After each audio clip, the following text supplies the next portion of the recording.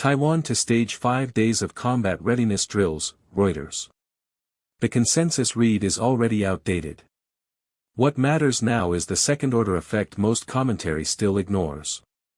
We will map trigger, incentive shift, and downstream impact before the close. On the surface, this looks like routine military preparation. But the timing, scope, and what it means for semiconductor supply chains and AI infrastructure tells a different story entirely. Let's start with what most people miss.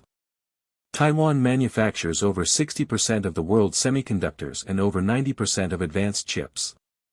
TSMC alone supplies Nvidia, Apple, AMD, and every major AI company building large language models. When Taiwan mobilizes for combat drills, it's not just a military event, it's a direct threat to the global AI supply chain. Here's the mechanics.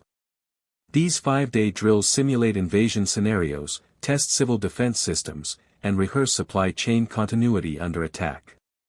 That's not theoretical. Geopolitical tension around Taiwan has accelerated sharply. China's military exercises have become more frequent and more realistic. The US has signaled stronger defense commitments. And now Taiwan itself is publicly staging large-scale combat readiness exercises. What does this actually mean? First, it signals that Taiwan's government believes the risk of military conflict has crossed a threshold high enough to justify 5 consecutive days of national mobilization.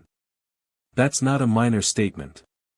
Second, it forces tech companies to confront a scenario they've been quietly managing in spreadsheets but haven't publicly acknowledged. What happens to AI training and deployment if Taiwan's chip production goes offline for weeks or months?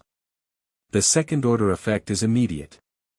Investors in semiconductor stocks and AI infrastructure will price in geopolitical risk premium over the next 48 to 72 hours. Insurance costs for chip shipments will rise. Supply chain diversification, moving some production to South Korea, Japan, or the United States, will accelerate. And regulatory bodies in the US, EU, and India will use this moment to push for domestic semiconductor capacity and AI chip independence. For India specifically, this creates a concrete opportunity.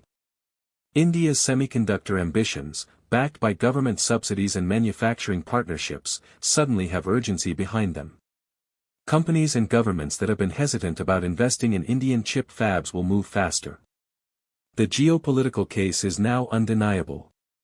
Now here's the contrarian angle nobody's discussing yet. These drills might actually reduce near-term conflict risk. When governments publicly rehearse defense scenarios, it sends a costly signal to potential adversaries: we are prepared, we are serious, and the cost of aggression is not zero. Taiwan conducting these drills publicly is a deterrent, not an escalation. It's saying to Beijing, invading Taiwan will not be quick or cheap. But there's a timeline that matters. These drills are happening now, not in 3 months or 6 months. That suggests Taiwan's intelligence assessment is that the risk window is compressed. Whether that's based on specific intelligence about Chinese military readiness, US policy shifts, or domestic political cycles in Beijing, we don't know yet. But the urgency is real. For AI companies, the implication is stark. If you're building models that depend on Nvidia H100s or other bleeding-edge chips, your supply chain just entered a new risk category. Some of the smartest teams in Silicon Valley and China are already modeling alternative architectures, older chips, and alternative foundries. That will reshape AI development velocity over the next 12 months. The next 72 hours are critical to watch. If these drills proceed without incident and Taiwan civil systems perform as expected, you'll see a modest relief rally in chip stocks. If there are disruptions, technical failures, or any escalation in Chinese military response, the geopolitical risk premium will spike hard. Here's what to monitor. First, Chinese military response. Will they conduct counter-drills or publicly criticize Taiwan's exercises? Second, U.S. statement. Will Washington issue a supportive statement about Taiwan's defense readiness? Third, semiconductor stock performance. If chip stocks sell off on geopolitical risk, that's your signal that the market is pricing this as a genuine escalation, not routine defense preparation. The deeper insight is this: the Taiwan semiconductor supply chain is no longer just an economic choke point. It's now openly a geopolitical choke point. Every AI company, every government, and every investor has to wake up to the fact that the infrastructure underpinning artificial intelligence development is concentrated in a place that is, by any honest assessment, under increasing military pressure. That changes investment decisions, supply chain strategy, and regulatory priorities. It changes what countries fund in domestic semiconductor capacity. It changes which AI models get built and where. And it makes the next few months of Taiwan-China-US relations more important to the future of AI than almost any AI company announcement. This is worth paying close attention to. Watch the execution timeline, second-order market effects, and policy response to gauge what happens next. Watch the execution timeline, second-order market effects, and policy response to gauge what happens next. Watch the execution timeline, second-order market effects, and policy response to gauge what happens next. Watch the execution timeline, second-order market effects, and policy response to gauge what happens next.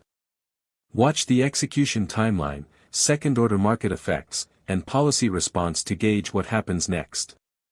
Watch the execution timeline, second-order market effects, and policy response to gauge what happens next.